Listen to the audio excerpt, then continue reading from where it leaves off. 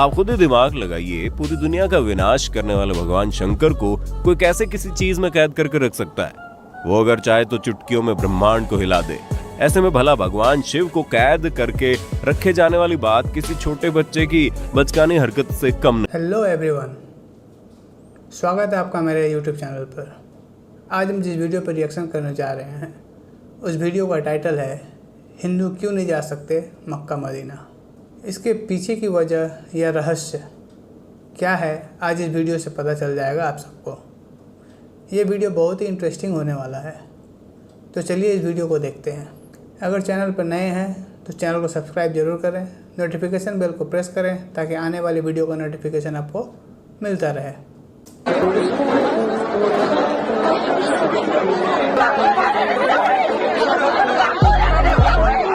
हिंदू क्यों नहीं जा सकते मक्का मदीना में?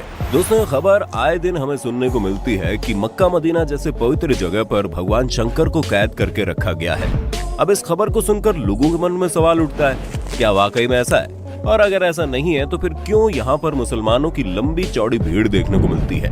लेकिन क्या किसी हिंदू को मक्का मदीना के अंदर झांकने तक की इजाजत नहीं है?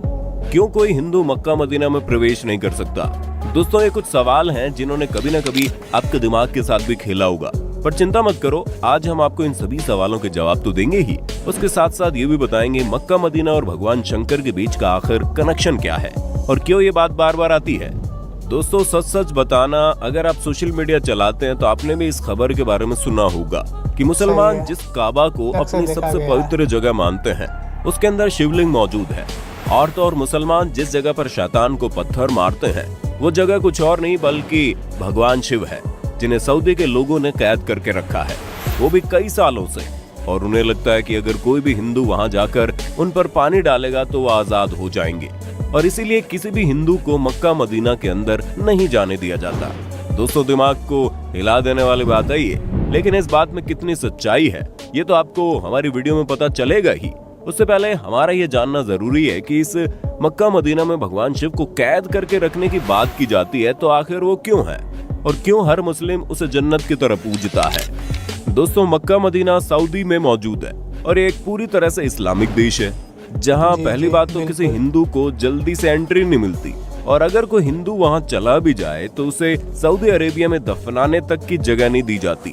यहाँ पर पेट्रोलियम बहुत ही ज्यादा मात्रा में पाया जाता है, इसलिए ये दुनिया भर के विकसित देशों में से एक है।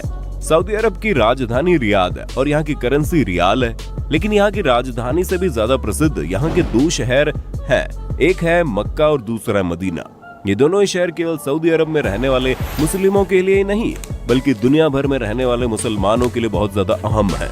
इसकी सबसे बड़ी वजह है यहाँ पर हर साल लाखों की संख्या में मुस्लिम आते हैं। ये मुसलमानों के लिए तीर्थ स्थल की तरह है। जिस तरह हिंदुओं में ये मान्यताएं हैं कि 4 धाम की यात्रा कर लो तो इंसान के सारे पाप, सारे दुख दर्द मिट जाते हैं, ठीक उसी तरह इस्लाम धर्म में ऐसा माना जाता है कि मक्का मदीना जैसी पाक जगह के दर्शन करने के बाद इंसान खुदा के नेक बंदों में शामिल हो जाता है। यही वजह कि हर मुसलमान ये चाहता है कि वो जिंदगी में कुछ करे या ना करे, लेकिन मरने से पहले एक बार हज की यात्रा जरूर करे। अब ये जगह कितनी खास है इसका अंदाजा इस बात से लगाया जा सकता है कि मुसलमान चाहे दुनिया के किसी भी कोने में क्यों ना नमाज पढ़े, हमेशा काबा की ओर मुंह करके ही पढ़ते हैं। जैसे कि भारत में रहने वाले मुस्लिम पश्चिम की ओर मुंह करके नमाज पढ़ते हैं, क्योंकि हमारे देश में मक्का पश्चिम दिशा में है। और यही वजह है कि मुस्लिम ये भी मानते हैं कि पश्चिम की ओर मुंह करके झूठ बोलना गुनाह है। दोस्तों, जब लोग हज की यात्रा करके आते हैं तो वो काबा के चारों ओर चक्कर लगाते हैं, इसे तवाफ कहते हैं, और ये हज का सबसे खास हिस्सा होता है। साथ ही वो मदीना की जियारत करने जाते हैं। मदीना वो जगह है जहाँ पर पैगंबर मोहम्मद की कब्र बनी हुई है। दोस्तों, मक्का मदीना के बारे में आप लोगों ने काफी कुछ जान लिया, लेकिन सोशल मीडिया पर वायरल हो रही इन खबरों का सच जानना भी आपके लिए बड़ा जरूरी है, वरना कई सालों से लोग इस चीज पर विश्वास कर रहे हैं। पर दोस्तों, घबराने की बिल्कुल भी आवश्यकता नहीं है, क्योंकि इंटरनेट पर वायरल हो रही ये खबर पूरी तरह से गलत है। वैसे भी अगर आप सच्चे हिंदू हैं और ये बात मानते हैं कि शिव जी की तीसरी आंख जब खुलती है तो प्रलय आ जाता है, तो भला आप इस बात पर किस तरह यकीन कर सकते हैं कि कोई शिव जी को कैद करके भी रखेगा? वैसे अगर आप किसी और धर्म के भी क्यों ना हो, लेकिन एक ईश्वर के घर पर दूसरे ईश्वर को कैद करने वाली बात सरासर गलत लगती है। मुसलमान धर्म के लोग भले ही इस तरह की चीजों को करने की सोचें, लेकिन खुद अल्लाह उन्हें इस चीज करने की मंजूरी नहीं देता, क्योंकि ईश्वर को हम इंसानों ने बांटा है, भगवान के लिए तो सब बराबर है।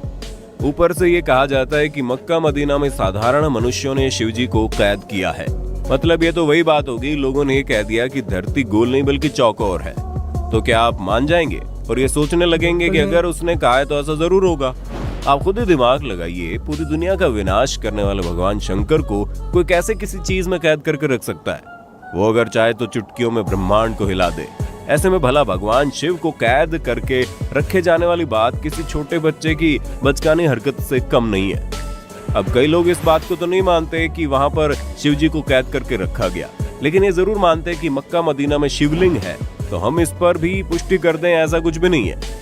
असल में मुसलमान जब हज यात्रा के लिए जाते हैं तो मक्का के पास स्थित एक इमारत में शैतान को पत्थर मारने की रस्म के साथ ही हज की यात्रा पूरी मानी जाती है। हालांकि शैतान को पत्थर मारने की रस्म पूरे 3 दिन की होती है, लेकिन ईद उल आधा यानी कि बकरीद के पर्व पर इस रस्म की शुरुआत होने के कारण सभी हज यात्री इस मौके पर शैतान को पत्थर मारने की रस्म पूरी करने की हसरत रखते हैं। हज की यात्रा पर आए लोग तीसरे दिन यहाँ मौजूद इन 3 बड़े खम्भों को शैतान समझकर इनके ऊपर पत्थर मारते हैं और इस रस्म को करने के साथ ही हज की यात्रा पूरी हो जाती है। अब कई सारे हिंदुओं का ये कहना है कि यही खंभे शिवलिंग है, इनके बीच शिवलिंग स्थापित की गई है। तो दोस्तों ऐसा बिल्कुल भी नहीं है, बल्कि इसका सच कुछ और ही है। जब अल्लाह ने हजरत इब्राहिम से कुर्बानी में उनकी पसंदीदा चीज मांगी, तो अब हजरत मोहम्मद के लिए इनकी इकलौती औलाद से ज्यादा पसंदीदा और क्या चीज हो सकती थी, क्योंकि इनकी औलाद काफी बुढ़ापे में पैदा हुई थी और हजरत इब्राहिम उससे प्यार भी बहुत करते थे, लेकिन वो खुदा के हुक्म को नहीं टाल सकते थे। इसलिए हजरत इब्राहिम ने खुदा के लिए अपने बेटे की कुर्बानी देने का फैसला किया। पर जब हजरत इब्राहिम अपने बेटे को लेकर कुर्बानी देने जा रहे थे, तभी रास्ते में एक शैतान मिला, जिसने हजरत इब्राहिम से कहा था कि वो इस उम्र में अपने बेटे की कुर्बानी क्यों दे रहे हैं। अब तो इनका बेटा होना भी बड़ा मुश्किल है, ऊपर से बेटा इतने सालों बाद बुढ़ापे में पैदा हुआ है, जो बुढ़ापे का सहारा बनेगा। अल्लाह के कहने पर हजरत इब्राहिम कैसे अपने जिगर के टुकड़े को कुर्बान कर सकते हैं? अब शैतान की ये सारी बातें सुनकर हजरत इब्राहिम सोच में पड़ गए और फिर इनका कुर्बानी देने का इरादा भी डगमगाने लगा। लेकिन फिर उन्हें ख्याल आया कि नहीं, ये चीज गलत है, अल्लाह की फरमाइश सबसे पहले है, और तब हजरत इब्राहिम कुर्बानी देने चले गए। हजरत इब्राहिम को लगा कुर्बानी देते समय कहीं वो भावनाओं में ना बह जाए। यही वजह है कि कुर्बानी देते वक्त उन्होंने अपनी आंखों में पट्टी बांध ली। लेकिन भला खुदा कैसे किसी के साथ बुरा कर सकता था? वो तो बस हजरत इब्राहिम की परीक्षा ले रहा था, जिसमें हजरत इब्राहिम पूरी तरह से पास हो गए। इसलिए खुदा ने हजरत इब्राहिम के बेटे की जगह कुर्बानी देने के लिए एक बकरी को खड़ा कर दिया, और तभी से बकरीद के दिन बकरी की कुर्बानी देने की परंपरा चली आ रही है। यही वजह है कि हज यात्री जब जानवर की कुर्बानी दे देते हैं तो ये उस शैतान को पत्थर मारने पहुंच जाते हैं, जिसने हजरत इब्राहिम को भड़काने की कोशिश की थी। और इसी पत्थर मारने की रस्म के साथ ही खुदा से ये वादा भी करते हैं कि कोई भी शैतान उन्हें कभी भी बहका नहीं पाएगा, फिर चाहे वो शैतान बाहर की दुनिया का हो या फिर उनके मन में हो, वो हमेशा सच्चे दिल से खुदा की इबादत करेंगे। ऐसे में दोस्तों ये शिवलिंग नहीं, बल्कि ये जो 3 खंभे वो शैतान का प्रतीक है, जिस पर पत्थरों की बरसात करके लोग अपने अंदर के शैतान को मारने की कोशिश करते हैं। ऐसे में कई लोगों के मन में सवाल आता है कि अगर ऐसा कुछ नहीं है तो वहाँ पर हिंदू को क्यों नहीं जाने दिया जाता?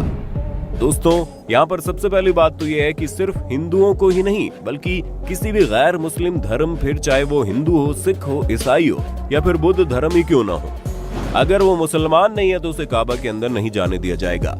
क्योंकि ऐसा माना जाता है अगर कोई मुसलमान नहीं है तो जाहिर सी बात है वो सच्चे दिल से अल्लाह पर विश्वास भी नहीं करता, और जो शख्स से सच्चे दिल से अल्लाह पर विश्वास नहीं करता उसे काबा के अंदर प्रवेश करने की इजाजत नहीं है। यहाँ सिर्फ उन्हीं लोगों को आने दिया जाता है जो बिल्कुल पवित्र मन से अल्लाह को अपना मानते हैं। वरना आप खुद ही सोचिए कि आप किसी ऐसे इंसान को घर के अंदर आने देंगे जिसे आपकी बिल्कुल भी इज्जत ना हो और वो आपको बिल्कुल भी सम्मान ना करे, बस अपने फायदे के लिए आपके घर के अंदर आने की कोशिश करे। हमें मालूम है इस तरह के लोगों को आप दूर से भगा दोगे। आप ये चाहेंगे कि जो कोई भी आपके घर में आए वो कम से कम आपका सम्मान तो करे। और ठीक ऐसा ही यहाँ के लोग भी चाहते हैं कि जो कोई भी काबा में प्रवेश करे वो अल्लाह को सच्चे दिल से माने। उसके लिए सबसे पहले अल्लाह होना चाहिए, बाकी सारी चीजें बाद में। तो दोस्तों आपको मक्का मदीना से जुड़ी हर एक बात अच्छे से पता चल गई होगी। अब आपका इसके बारे में क्या कहना है, कमेंट करके बताइए। और इसी आज के लिए इतना ही, मिलते हैं किसी दूसरे वीडियो में, तब तक के लिए इजाज़त दें। जय हिंद।